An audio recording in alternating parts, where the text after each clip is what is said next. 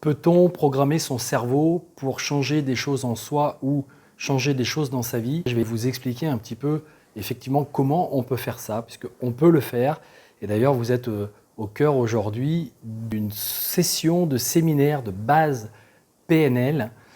consacrée à la réalisation de soi. Et pour commencer, il est important d'apprendre à connaître les modes de fonctionnement de son système nerveux, de son cerveau, de la façon dont on communique et dont on se programme avec les modes de communication et dont on peut changer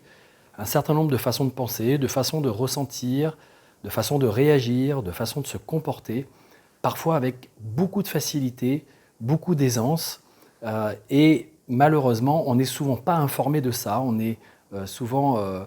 pas en connaissance de ces techniques-là. Alors on doute que ça puisse fonctionner, hein. On a des croyances qui nous disent moi j'ai pas trop vu des gens changer autour de moi, ou j'ai l'impression que moi il y a un certain nombre de comportements ou de difficultés que je peux avoir qui sont récurrentes, hein, qui durent depuis un certain temps et qui font que finalement je n'ai pas vraiment obtenu de transformation et de changement dans ma vie. Et là vous êtes au cœur d'une formation, donc d'un séminaire qui se déroule avec un certain nombre de participants qui sont venus justement travailler sur ces aspects pour pouvoir transformer les choses qui ont besoin de transformer aujourd'hui dans leur vie. Il y a aussi beaucoup de personnes qui sont simplement dans des situations, dans des postures, par exemple une activité professionnelle qui ne leur convient plus vraiment, une situation relationnelle qui est un petit peu compliquée à gérer, des choses dans lesquelles ils n'arrivent pas à se retrouver, dans lesquelles ils ont l'impression de ne pas vraiment arriver à être eux-mêmes, d'arriver à développer et à déployer tout leur potentiel, d'arriver à révéler les meilleures facettes d'eux-mêmes. Donc, d'une certaine façon, ils cherchent à se transformer, mais ils ne savent pas comment s'y prendre. Et en fait, en réalité, il y a des mécanismes fondamentaux.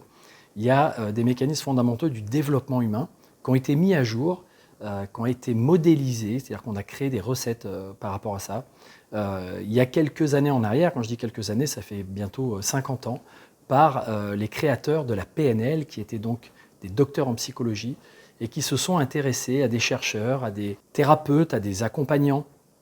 des thérapeutes qui avaient un grand succès aux États-Unis à l'époque, dans différentes disciplines, que ce soit par exemple la thérapie systémique familiale, comme aussi la Gestalt thérapie, donc plutôt thérapie orientée sur les émotions, ou l'hypnothérapie avec Milton Erickson. Et donc il y a un certain nombre de thérapeutes qui étaient dans l'excellence, qui obtenaient des excellents résultats. Et d'ailleurs, les gens trouvaient ça limite magique, que ces gens puissent aider les autres à se transformer, se débarrasser d'un certain nombre de problématiques, de phobies, de blocages, de manque de confiance, des choses comme ça qui pouvaient parfois leur pourrir la vie, leur gâcher la vie pendant des semaines, pendant des années, et qui, malgré le fait d'aller éventuellement sur le divan d'un psychologue ou d'un psychanalyste qui les écoutait, ne changeaient pas. Donc ces gens-là ont dit: comment ça se fait qu'il y a des personnes ou des thérapies ou des thérapeutes qui ont des résultats limite extraordinaires, qui sont difficiles à croire, et que d'autres maintiennent les personnes pendant dans une certaine façon de fonctionner. Et donc, ils ont modélisé ces thérapeutes et ils ont extrait de leur façon de fonctionner un certain nombre de techniques, d'outils, de méthodes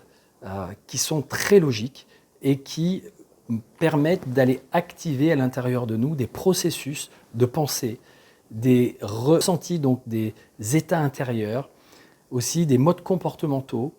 qui vont changer la dynamique de nous à nous, mais aussi de nous avec les autres, donc de nous en relation avec le monde, de nous dans notre façon d'agir, dans notre façon de faire les choses, et donc qui vont nous permettre de changer les résultats. Et donc, dans un premier temps, il y a une première chose à faire, c'est déjà de se rendre compte que souvent notre mode de pensée et notre mode de réflexion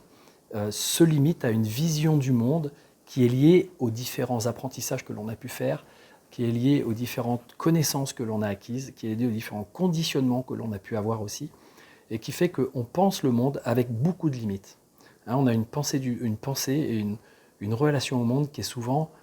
édulcorée, qui est synthétique. Il y a beaucoup de raccourcis dans notre esprit. Il y a beaucoup de choses dont on n'est pas... on s'est construit une vision, on s'est construit un rapport au monde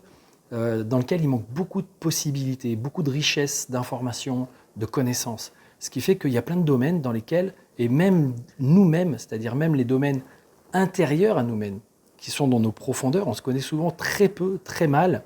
On a souvent un regard sur soi qui est beaucoup en lien avec nos frustrations, avec ce que l'on voudrait qu'il soit autrement, avec ce que le monde extérieur attend de nous et nous met parfois comme comme nous fait parfois comme reproche, pour nous dire c'est comme ci que tu devrais être, c'est comme ça que tu devrais être pour que ce soit mieux. Et parfois, on n'est pas vraiment bien informé de ce que l'on veut vraiment, des possibilités qu'on a. Et les gens qui arrivent dans ces formations sont souvent un peu dubitatifs, curieux, ils se sont intéressés, ils ont lu des livres, ils apprécient le développement personnel. Et à un moment donné, ils se lancent, ils se forment, ils se font accompagner. Et ils y vont avec, comme ça, l'idée de se dire « c'est pas sûr que ça fonctionne. J'ai envie d'y croire, mais pour l'instant, intellectuellement, je comprends, mais je ne ressens pas. Je n'ai pas vraiment ressenti la différence que ça peut faire. » Et c'est ça toute la magie des séminaires, c'est toute la magie de la pratique. Quand on pratique des outils, quand on pratique des techniques, c'est que d'une certaine façon, et d'ailleurs c'est ce qu'ils sont en train de faire d'ailleurs en ce moment à l'extérieur, donc une fois de plus, je vais aller vous montrer un petit peu ce qui se passe dehors, parce qu'on est dans un endroit qui est en plus relativement sympa.